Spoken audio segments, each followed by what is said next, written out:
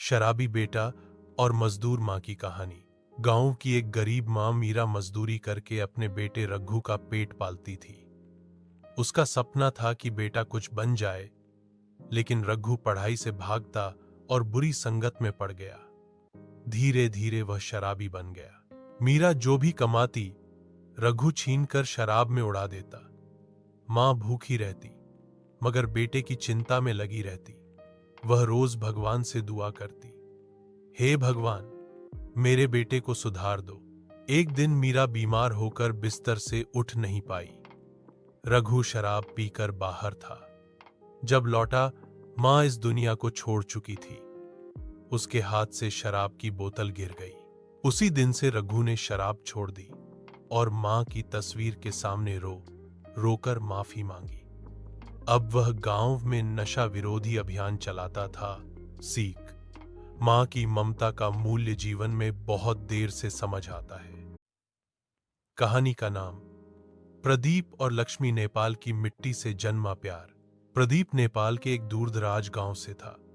बचपन से ही गरीबी ने उसे आगे बढ़ने से रोका, लेकिन उसके सपनों को कभी नहीं झुका पाई। अपने बूढ़े मां बाप का सहारा बनने के लिए वह मलेशिया में मजदूरी करने आ गया।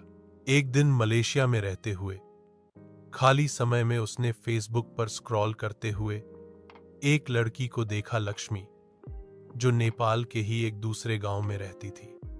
उसकी मुस्कान में एक सादगी थी और आंखों में एक गहराई।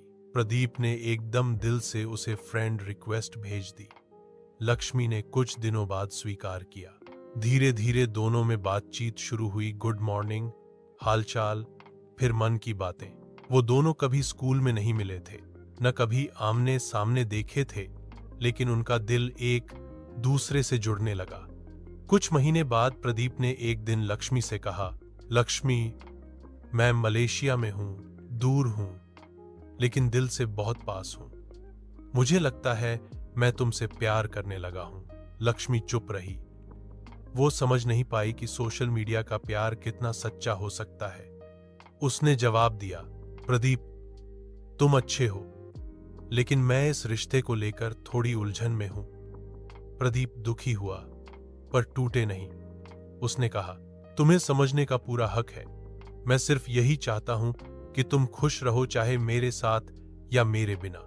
वो अब भी मलेशिया में है, रोज मेहनत करता है, लेकिन दिल में लक्ष्मी की यादें हैं, शांत मगर अमिट। उसका प्यार अब भी जिंदा है, भले ही वो अधूरा ही क्यों ना हो। सीख, सच्चा